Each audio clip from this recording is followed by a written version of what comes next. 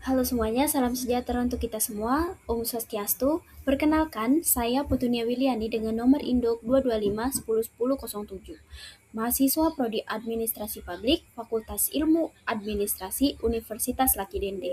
Pada kesempatan ini, saya akan mempresentasikan materi yang berjudul Filsafat Moral dalam Kehidupan Sosial. Nah, dalam presentasi ini, kita akan membahas apa itu filsafat moral, mengapa moral itu penting, 3 teori etika besar, dilema moral, relativisme versus universalisme moral, perbedaan moral dan hukum, studi kasus tentang privasi di media sosial, peran logika dalam moral, serta cara membangun karakter moral di masyarakat yang beragam. Nah, mari kita mulai.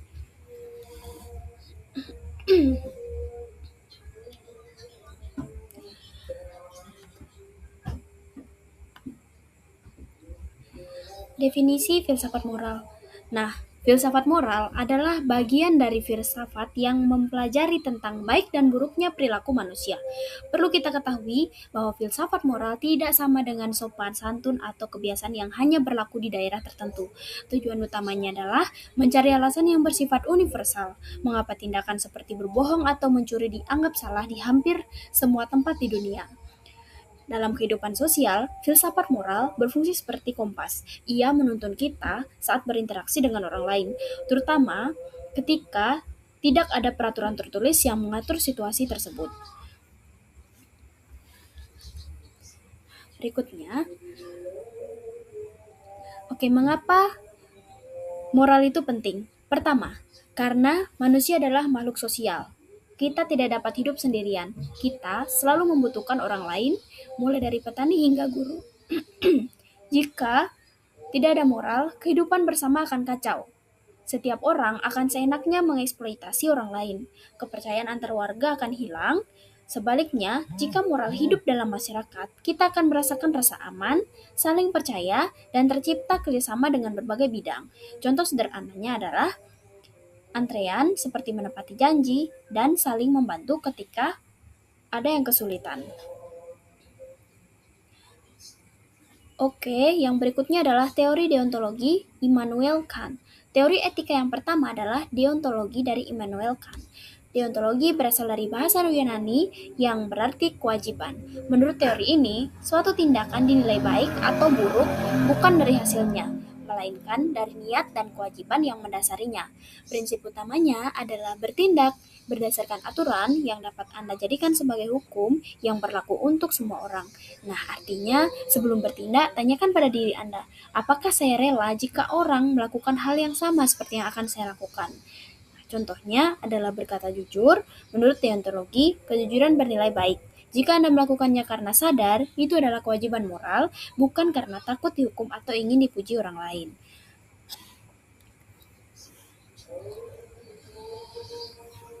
Nah, berikutnya adalah teori utilitarianisme oleh Bentham dan Mill. Teori kedua adalah utilitarianisme dari Jeremy Bentham dan John Stuart Mill. Berbeda dengan deontologi, utilitarianisme tidak memiliki niat yang dinilai dari hasil atau konsekuensi dari tindakan. Prinsipnya sangat sederhana. Tindakan yang benar adalah tindakan yang menghasilkan kebahagiaan terbesar bagi jumlah orang terbanyak. Cara kerjanya seperti kalkulator. Moral kita menghitung secara rasional antara manfaat dan kerugian. Nah, contohnya, menggalang dana untuk korban bencana alam, manfaatnya sangat besar karena banyak orang yang terbantu, sedangkan kerugiannya kecil. Maka, tindakan ini dinilai baik secara moral. Teori ini sering digunakan untuk dalam pembuatan kebijakan publik.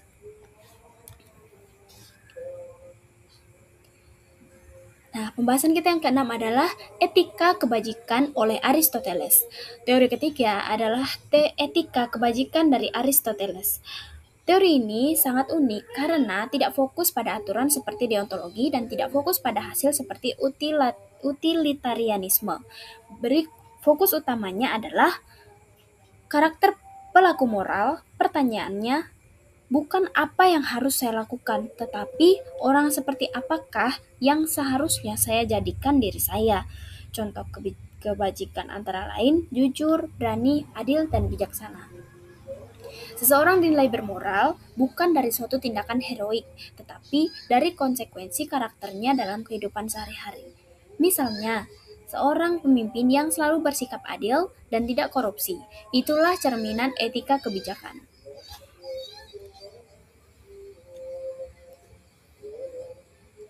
Baik, yang berikut adalah dilema moral. Dalam kehidupan nyata, kita sering menghadapi dilema moral. Dilema moral adalah situasi di mana dua nilai yang sama-sama penting saling bertentangan. Nah, contoh klasiknya adalah Anda melihat teman dekat Anda sedang menyontek saat ujian.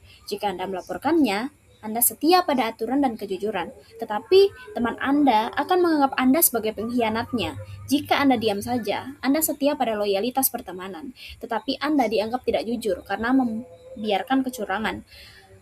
Tidak ada pilihan yang sepenuhnya benar atau sepenuhnya salah. Disinilah peran filsafat moral.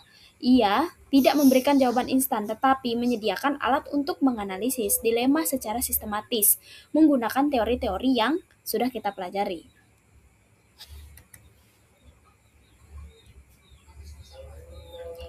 Oke, yang berikut adalah relativisme dan universalisme moral. Dalam filsafat moral, ada beberapa perdebatan antara relativisme dan universalisme. Relativisme moral mengatakan bahwa baik dan buruk tergantung pada budaya, agama, atau situasi. Tidak ada standar yang berlaku untuk semua orang.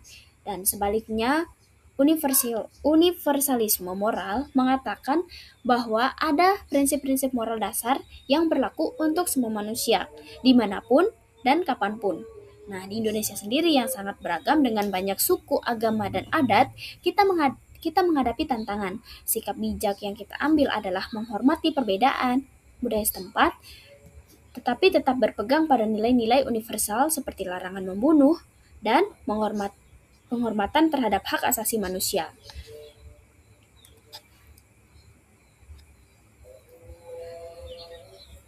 Nah, pembahasan berikutnya adalah perbedaan moral, hukum, dan etika sosial. Seringkali kita menyamakan moral, hukum, dan etika sosial, padahal mereka berbeda. Moral bersumber dari kesadaran batin, sanksinya adalah rasa bersalah atau celaan dari masyarakat.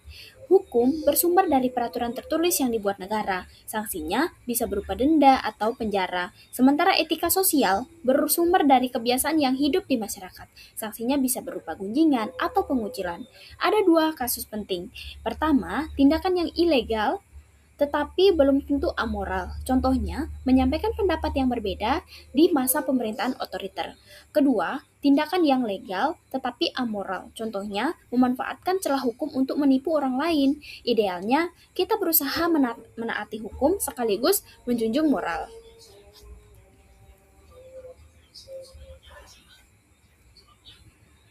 Berikutnya adalah studi kasus privasi di era media sosial. Nah, mari kita lihat contoh nyata di era media sosial. Seseorang memotret orang lain di tempat umum, lalu menyebarkan foto tersebut ke media sosial tanpa izin, bahkan menambahkan komentar yang mengolok-olok penampilan orang tersebut. Secara hukum, tindakan ini bisa dianggap legal karena lokasinya di ruang publik dan tidak untuk tujuan komersial. Namun, dari sisi moral, menurut deontologi, niat untuk memperlakukan orang lain sudah salah. Menurut utilitarianisme, kerugian psikologis yang dialami korban lebih besar daripada keuntungan yang didapat pelaku. Menurut etika kebajikan, tindakan itu menunjukkan bahwa pelaku tidak memiliki karakter empati. Alat analisis sederhana yang dapat kita gunakan adalah prinsip emas atau golden rule. Perlakuan orang lain sebagaimana Anda ingin diperlakukan. Tanya pada diri Anda, apakah Anda rela jika foto Anda disebarluaskan tanpa izin dan diolok-olok?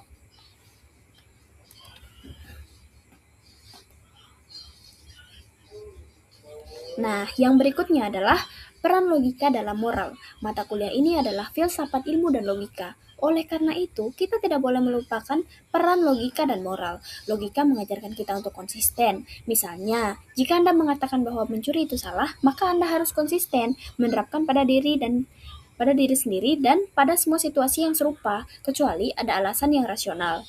Logika juga mencegah kemunafikan, yaitu sikap menuntut orang lain melakukan sesuatu yang Anda sendiri tidak lakukan. Contohnya, seorang mahasiswa yang berkata menyontek itu salah, tetapi ia sendiri menyontek. Ini tidak konsisten dengan secara logika. Dengan logika, argumen moral kita menjadi rasional, bukan hanya berdasarkan emosi atau kepentingan pribadi.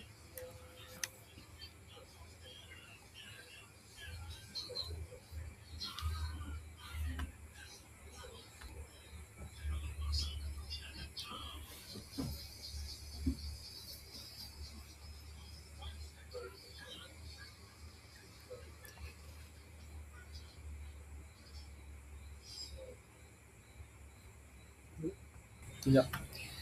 Oke, yang terakhir adalah karakter moral di masyarakat majemuk.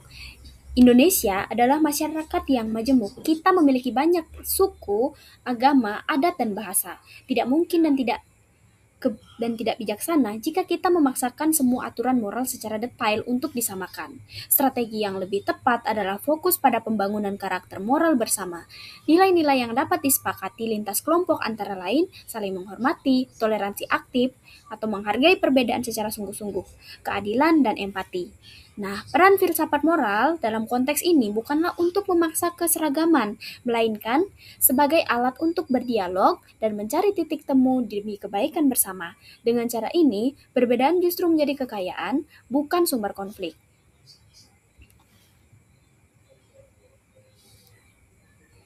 Tibalah kita pada kesimpulan. Sebagai kesimpulan, ada beberapa hal penting yang perlu kita ingat. Pertama, filsafat moral bukanlah kumpulan aturan yang kaku. Ia adalah cara berpikir yang reflektif, sistematis, dan rasional tentang bagaimana kita seharusnya hidup bersama sebagai makhluk sosial.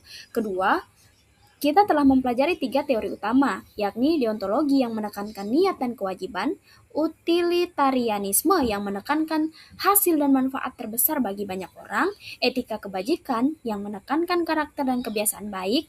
Manfaat mempelajari filsafat moral adalah membantu kita mengambil keputusan yang lebih bijak ketika menghadapi dilema sosial, serta membentuk kita menjadi manusia yang tidak hanya pintar secara intelektual, tetapi juga baik secara moral.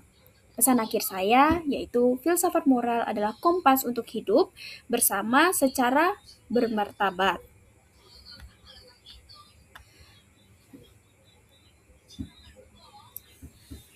Baik, demikian presentasi yang dapat saya sampaikan.